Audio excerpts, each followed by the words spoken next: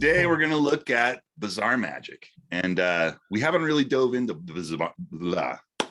have not really dove into bizarre magic here in Afternoon Astonishment, but this is the one. In my opinion, this is one of the best practitioners of it ever, and little bit of a spooky, maybe evil slant in some of these things. So just so you're warned. Just to be clear, you're saying that we have a lot of people to choose from, and this is the one. That's what you're saying. This is the one that you would want, and there's really hardly any footage. We're looking at Maskelyne Mage, which is the stage name of Tony Andruzzi, and this stuff is, like I said, it has an evil slant to it. He presents it as if it were real stuff. I mean, I shouldn't say anything else about it other than that, because you should go on the ride. It's really good stuff. It's really believable. You can sink your teeth into it. You get sometimes a chill up your spine if someone's doing this kind of magic right. And Tony also published many things for magicians and other people that were into bizarre magic. There was a thing called New Invocation. And, Tony was an illustrator. He was a magician. He was a performer. He would create things from the ground up. He would make scrolls that looked like they were ancient pieces of, ancient artifacts that basically were found objects. And that's kind of the stuff we're going to see today. It's probably best if we just watch this first clip and talk about it afterwards, because you'll get a taste of what we're headed into here. It's sort of like that Mormon murder documentary, but in a magical context. That's what I was about to say. Then he'd sell them to the church. Oh, it's exciting. That's right. There were those found artifacts in that documentary. Yes. But this is for entertainment purposes. Purely for entertainment purposes. And yeah. Entertainment and maybe pulling someone's leg for a little bit longer than you should. You know what I mean? And there's the debate that's been, that's the debate. And we'll be able to share that debate with you once we see what's so debatable.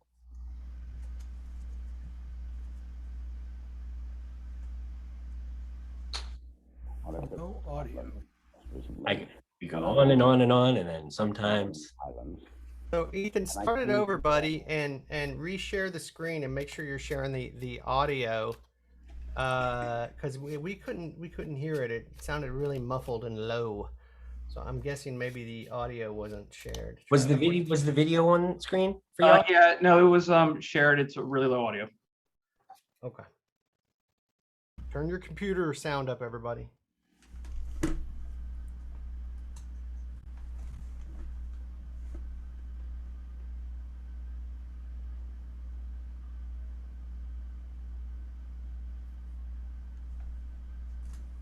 Oh, that's a shame.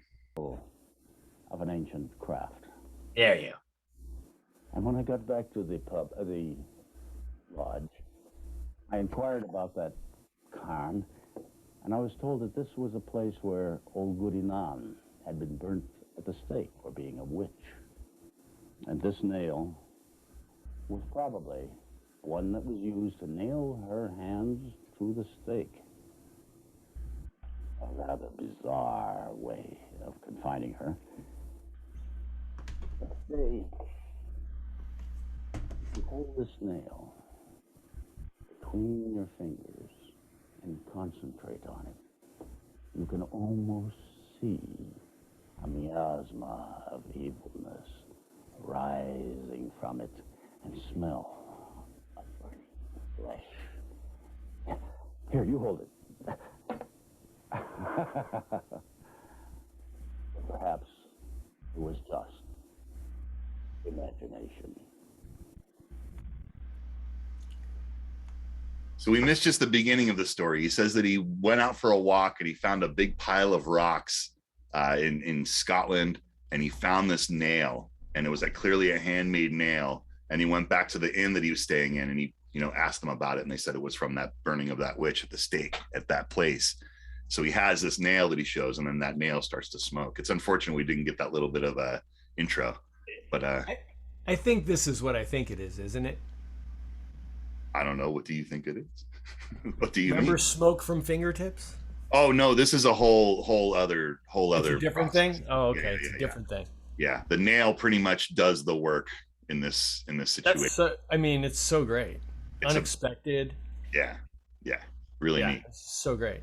Did he think it was hot? Was that what happened when he took it? Did he jump because it was perceived It was to be smoking. Yeah, because it literally is putting off smoke. You know, when you're rubbing that nail, you see smoke rising off of it. It's pretty wonderful.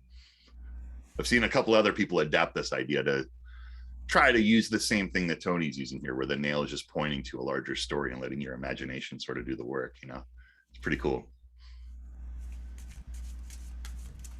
Okay, well, I guess that's all we have to say about that one. Let's move on to this next one and check this out. Too bad Rolando couldn't be here today. Yeah, this is You're right up his alley, huh? Yeah. Brian, have you ever had your cards read? Oh, we'll try it today.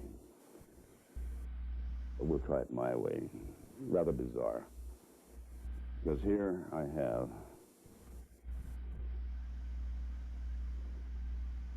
a deck of tarot.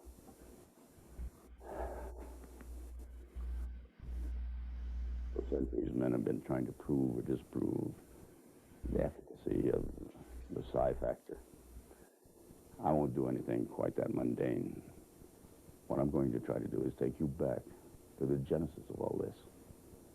Back to the beginning.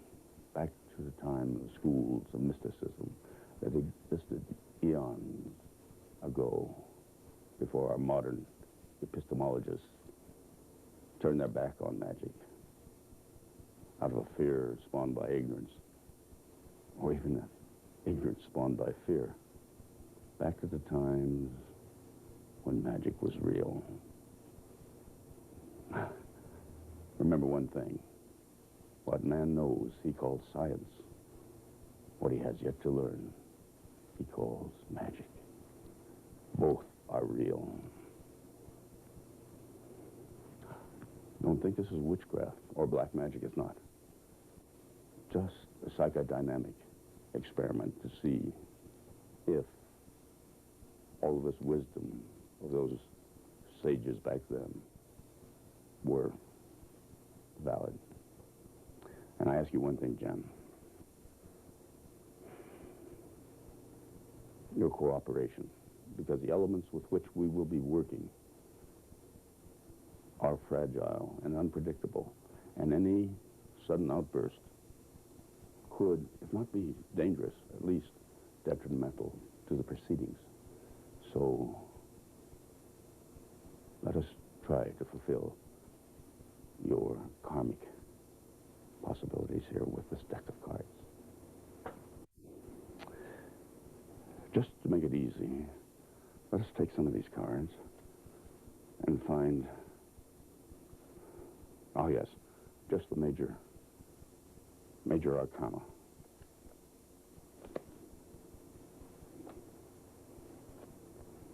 There. And I want you,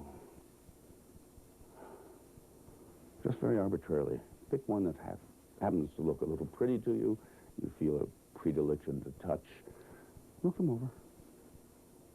Sort through them. Jan, I want it to be your card. Here. Fine. That is your destiny, then. Take the rest and put them aside.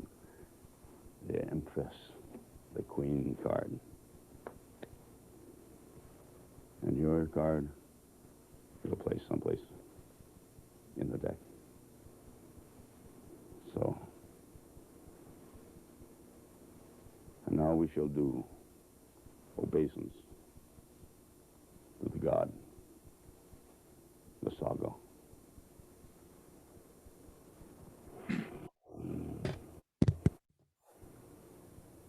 I conjure thee, the Sago, keeper of yet to be, hear my call and obey me. By those of Sandor and those of old, there is a future here to unfold. I command thee, comport among us, so mote it be. Look, the hand of Sago doth move amongst the cards. has indicated your cards.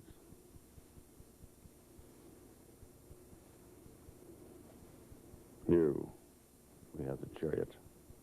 A very fortunate trip is in your future.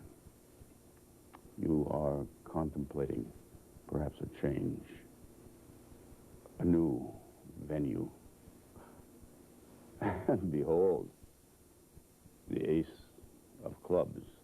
It shall be very beneficial for you. You have been thinking about this for some time. And the third card, it is but Visago's way of addressing you, the Empress. The rite is ended.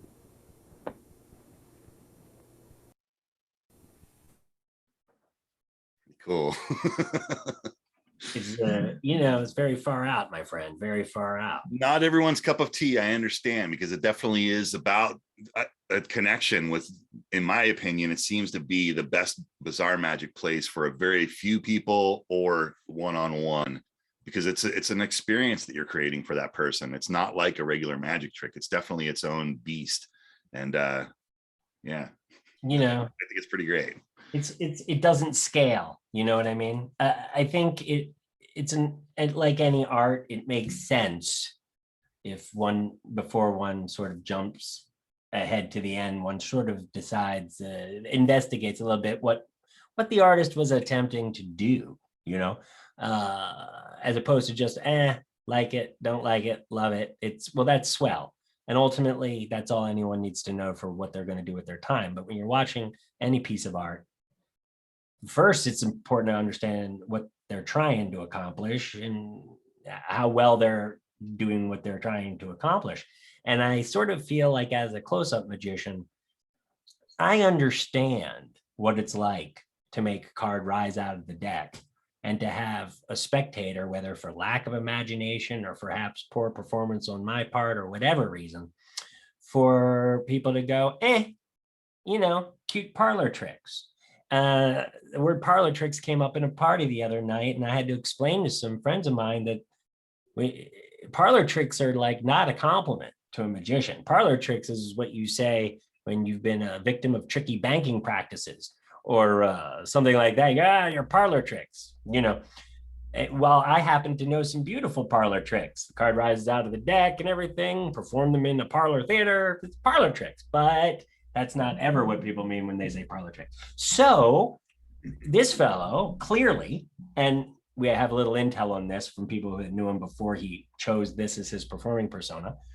He got tired of that kind of thing. And so he went all in on a plan to not have anybody confuse this magical thing he wanted to present with chicanery. And to that end, he really went all the way into it. Now, it's interesting that Alex is saying it doesn't scale, because, I almost feel like the Haunted Mansion at Disney World is a family version that does scale, but you can really see on the same spectrum, eliminate the kids, eliminate the scalability, eliminate the need to have a whimsical, joyous ending, get one or two people and try and freak them the hell out. And this, of course, when blood is involved, when mummified, shrunken heads are involved, and a great deal of seriousness, this stuff can get very, very creepy. I can imagine the kind of thing that if you really like a good horror movie and you found out that you could see a close-up of this sort, that you could really get an audience to go gaga for this kind of thing. But again, not vanilla, right? Not for everybody, for everybody's cup of tea. Nope. It's different. It's a very different thing. And in fact, I think it borders on like what mentalism is, right? Like mentalism is pretending to read minds. This is like pretending to be in league with like evil demons and things, I mean, there's in certain versions of bizarre magic and other versions of it, it's just you're interacting with artifacts, you're interacting with spirits or other worldly things, and it's about blurring the line between what is imaginary and what is real, right? It's trying to bring forth this whole notion that you could be connecting with things like this the same way that you could be connecting with someone's thoughts through the air, right? It's bringing it to a place where it's not a trick, where it's bringing it to a place where it feels like you're doing the real thing. And whenever you're doing something like that and the air is that thick, people will flop one way or the other. They're either going to be like, nah, this is not for me, I gotta get out of here, or they're going to be like, I need to see more of this. And I think that that's what Tony was doing. He was finding his audience and able to sort of keep this kind of magic alive. Plus he was publishing and collecting all of this material from other people. When he was publishing the Invocation magazine, he had source material that was coming at him, and I think that he was trying to actively work all of this stuff and make sure that it was tried and true, that the stuff that goes into the Invocation is the real deal. And that seems to be the source material nowadays for a lot of bazaars. So if you are looking for this kind of stuff, definitely look up all the Invocation and the new Invocations. You're going to be very happy. There's a lot of material there. And it seems to me that some of the dramata, some of the sort of debate, the stuff that people might get up in arms about artistically, creatively, performance-wise. You know, I recently saw a documentary which is pretty tangentially related. When I see this stuff, I'm reminded of H.P. Lovecraft writings. Right. Aleister Crowley tarot decks and all this kind of stuff. And when we take a look back into this period of time, I'm sort of recalling the Son of Sam documentary that recently came out, and how, you know, it seems pretty likely that a lot of that horrific things, those things that went real south, had connections with groups of people that were, you know, Satanists. I was going to say, yeah, in the 70s, there was a real movement of this kind. Yeah. Well, it's sort of the opposite of all of the cults that were happening, that were all these people that were trying to achieve enlightenment and so forth. It just seems like yin and yang, right? One's balancing out the other. There was both sides represented in a heavy way, right? Both sides needed to get their message out. Well, yeah, I mean, like Eugene Berger once said to me, you know, I mentioned, hey, I think I might be in a cult. And Eugene Berger said to me, well, all right, but the question you got to ask yourself is it a good cult or is it a bad cult? and so you know, there's plenty of good groups of people out there where there is a power dynamic, even though it's a good cult can have a power dynamic, right? And when we start getting into California, we sort of find that there's an awful lot of groups during this time period, which were going all different kinds of directions, but a lot of them involved charismatic leaders, and there was a power dynamic. And so whenever that kind of thing gets engaged, people can have problems, because just like I've heard said, anytime a person gets heavily into a guru type intense relationship, those things can turn south, just like any love affair gone south. And so I feel like one could understand why, if mentalism, right, people get a little up in arms when a mentalist traffics in a person's belief in your ability to contact the spirits in order to get a hold of your inheritance, or any variation of that, or psychic surgery was something that I remember Penn and Teller and Randy and debunkers really used to get up in arms about, because they're really preying on sick people, you know, and using their belief. You know, when you get desperate, you'll sort of believe in anything or try anything, and that's a dangerous place to be in. And so I can see why people would start to feel like stuff like this is playing with really sensitive buttons. Especially in delicate people or people in delicate circumstances. It's important, if you're a performer that's doing this kind of stuff, that you recognize the responsibility you have with what Aaron just said. I mean, that's the problem, is that people get lost in their own stuff and they don't stay scrupulous, you know? And I think that's how cults start, right? You have a little power dynamic like Aaron's talking about, and all of a sudden you're in charge. And I think Tony was very clear on, you know, I think what we said at the beginning is probably true, you know, pulling your leg a little bit longer than you should have. I think eventually he's given a wink and a nod, you know, and he's clear that it's, you know, there's a thing that's happening here and I'm a performer. And if you didn't notice, you paid for a ticket when you came in, you know, I mean, there's a clear line, you know what I mean? Exactly. And we're definitely not able to see the context of this kind of like with Tony Andruzzi, we're not able to see that greater context. We're only in a few short clips able to see whatever winks and nods are there and happening in that exact space. And who knows, what the playbill said. And I don't know, we had plenty of club members like Newell is here today who knew the guy and really understood the greater context. And like we say, Timmy Felix knew him before he created this persona. And for him, it's always funny to see what your friends become if you're in Magic 20 years. You never realize when you meet a group of people in Magic and you're 17 or 16 and you meet a group of people who are 17, 16, if anyone told you what their personas would be when they were 40 years old, I think it would blow your mind. You wouldn't believe it. You know what I mean? And that's certainly how I feel. So clearly he was a magician, and clearly he was interested in creating theatrical experiences that legitimately moved people. And that's a powerful, powerful thing. I guess it all just depends on how you're winking and how and where and where and to what end. Because a lot of people there's no doubt about it. Anyone who's looking to do mentalism, serious mentalism, or bizarre magic is to some degree looking to traffic on the archetypal power of certain themes, images, and symbols in order to connect and compel an audience, right? That much is not really debatable. But there's a danger, an easy danger, when what you're looking to do is access that power, whether you intend well or not. You can try and wink and you can try and nod, but if what you're actually in it for is a chance to co-opt that power, well, you can wink and nod and you can demonstrate at a court of law that you did the disclaimer and you told everybody it was a show and all this stuff.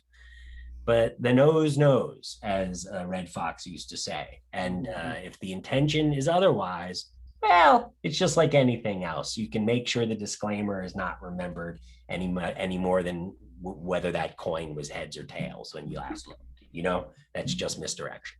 Well, I think it's also true that in just a regular magic show, if you're a magician, you're sort of playing that card as well. I mean, you're playing the power, you're playing being I have more knowledge, I have knowledge of these things, and I'm going to create miracles.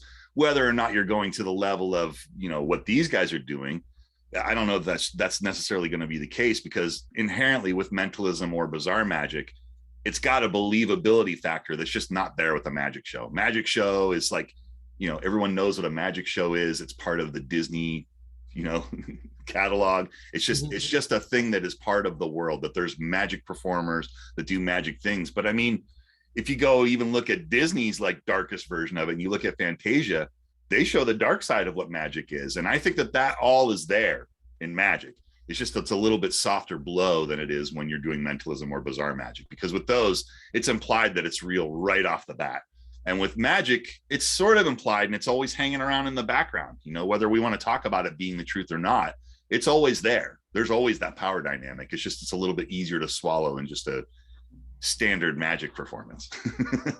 Absolutely. And we've talked about this an awful lot, Alex. That metaphor of Tolkien and his ring of power, right. It's right there. It's right there. A lot of the magicians are very much, that's why wasn't it Eugene Berger that said that a great deal of a person's success ultimately as a mystery entertainer is in direct relation to their ability to transcend their initial motivations when they got into it, as in many cases an insecure teenager. Like at the end of the day, I don't know why I got into it then.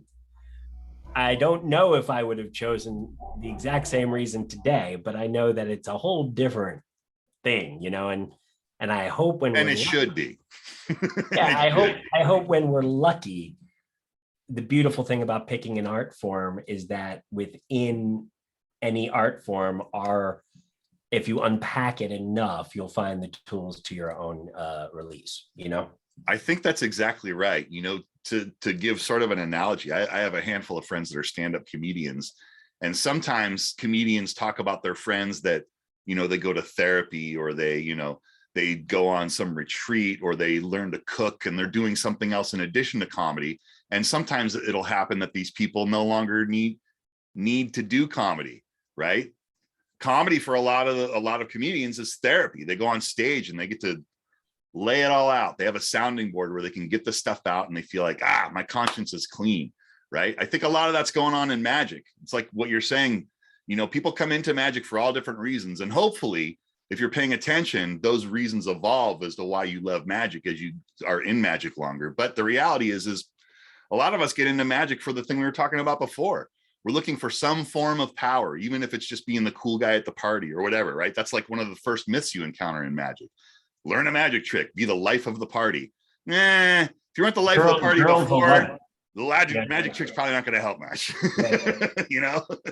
So it's that. I mean, there's different reasons why people get into it, but I think it's, you know, people are looking for a little bit more than what they're getting out of life by taking on something. And I would argue that, like, painting or playing a musical instrument could be that same sort of impetus that would make you go towards that thing and want to get proficient with it, so that you could share it or show it off with other people, so that you could get a little bit more juice in life, you know, have people give you a little bit more that's right, pat on the back.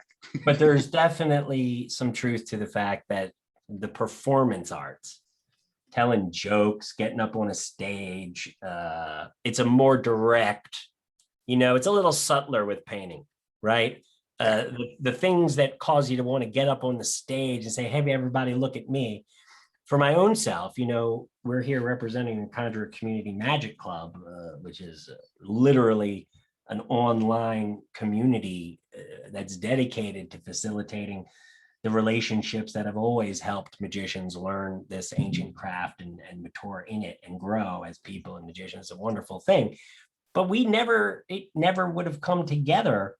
It was 2010 or so, I think, when I decided I looked up one day and realized I'd graduated. And the thing that was driving me in performing until that point, I was healed. You know what I mean? I feel like, I can do this. I love to be in front of an audience, but, you know, I don't need it anymore. I certainly don't need this anymore. I've done this. I feel great about it.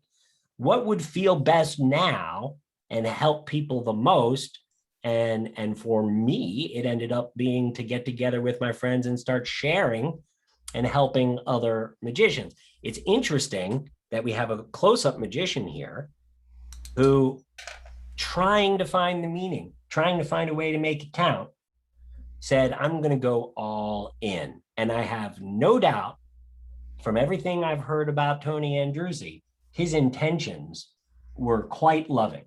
And I think it's clear, just from, if you were there with him, the energy coming out of the guy was not dark. The topic was a little hermetic, but the actual vibes he was laying out were not bad vibes, you know? No, there was actually a couple of clips I didn't think would play as well for this, but let me describe something to you to sort of illustrate the point that you're making here, is that it was sharing, right? It was about sharing. Like, for instance, there was one of the clips that it just didn't play as well. I didn't think it was edited as well, and it just wouldn't play as well. As he was sitting with a couple of friends at dinner, and he picked up an artifact when he was in Egypt that had an incantation on it, and he needed an offering to give to the spirits, and he gets a razor and he cuts into his arm to get some blood, right? And this blood drips onto a plate and onto a mummy wrap, and then the mummy wrap, he adds the pressure and he does this incantation, and out of the mummy wrap, his blood is solidified and become a ruby that he gives to this lady friend that's next to him. And he has it sounds great, right? And then he's got the incantation stone that he gives to his other friend who collects these sort of things. But he says the problem is that these incantations only last so long. He puts the ruby inside of a bag and gives it to his lady friend, and she's holding on to it. And she said, wait, something has happened. It's something. I felt something. I don't know what it is. He said, yes, the incantation is worn off. Let me see the bag. And he picks up the bag and dumps it into her hand. It's just sand, right? It's a beautiful little piece, but He gives the gift to his friend. He has this stone and it's got all these hieroglyphics carved into it. And it's, it's about him going on this trip and saying, I was thinking of you and I got this for you. And you're my friends and you're so dear to me. And I want to share this with you. Right. So it's a wink and a nod. Right.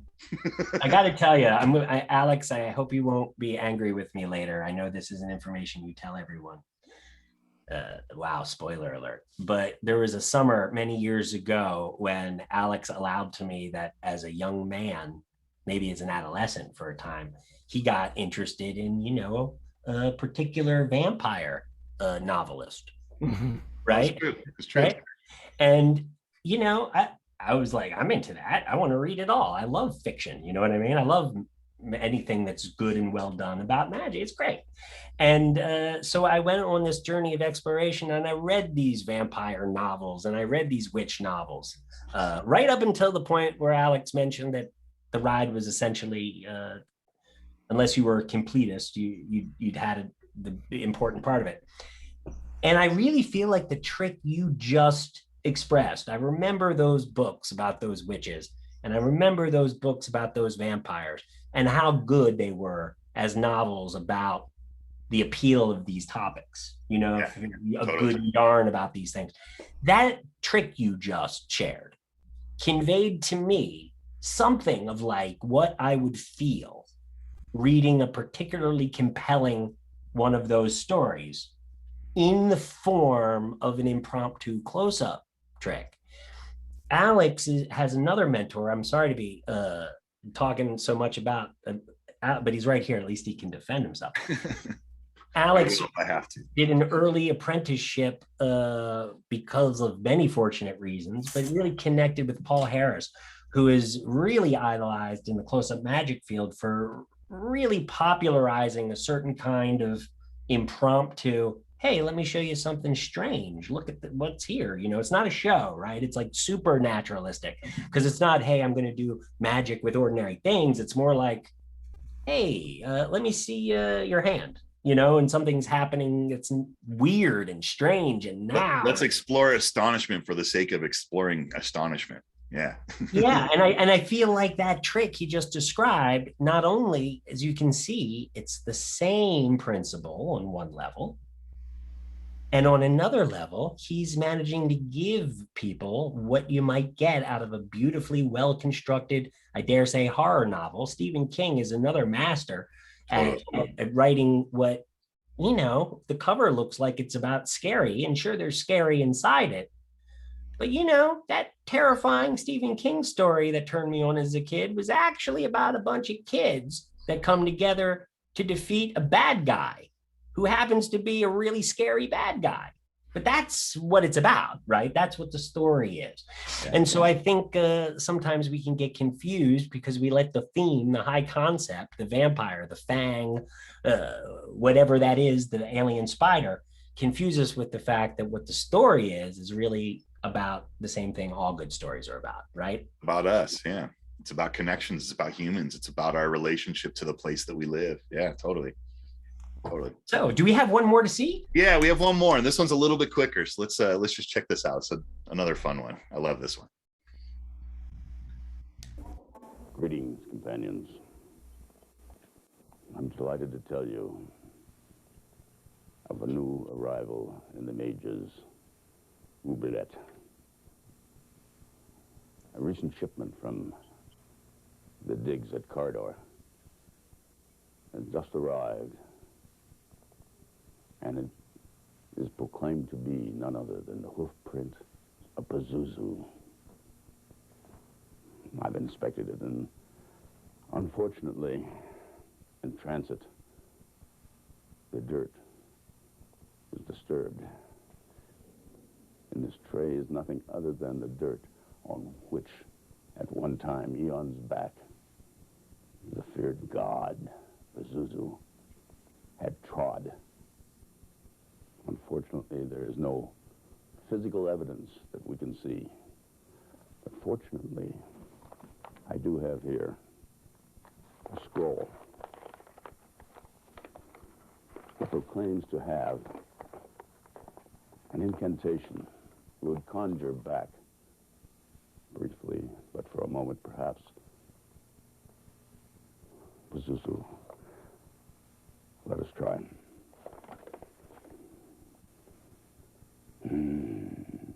Indenerat sedem albekara. Aman batu akar aberine. Semetan netor. Yes, I'm sure this is it. Watch. More. Habit. Take a big. Ava. Oh, so. Oh, no. Oh, my God. Yes. Yes. Yes. Pazuzu. Damn you back to the pits of fire and flame from which I came.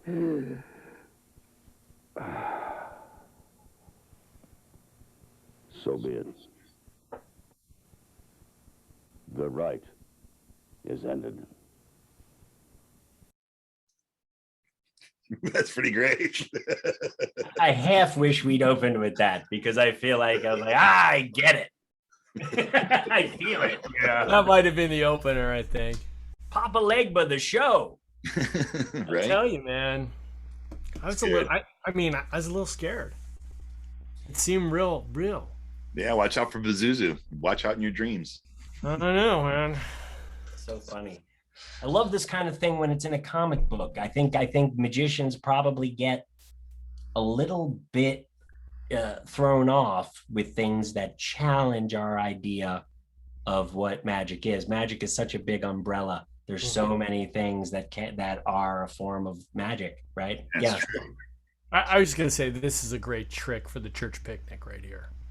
This is the kind of thing that, you're gonna really cause a ruckus with. Well, I mean, this is the kind of thing, obviously, that I'm sure you knew. This is the kind of thing we do in synagogues all the time. Oh, I know. Right before the prayer ceremony, you just. Well, no, that is the prayer. As you're calling. Well, I'm not allowed in there. I don't know. You're allowed in there. I am. Okay. Yeah, I mean, there's got to be something for the sacrifice. I mean, it is what it is. Look, magic. You guys, I wish we had a tape of Ricciardi because I really feel like. Oh man. I feel like when you see Ricciardi, he's got this Latin style, and he really is a stage illusionist. You can't mistake his showmanship for anything other than a real performer with a real Latin physicality, and he's doing this buzzsaw, and it's really gory and really believable. And then he's like, and he leaves her there, and people walk by on the way out, and the sort of mismatch. He's sort of a magician's magician because all the great stage acts sort of really appreciate it. It's like the Aristocrats is to comedians, Right.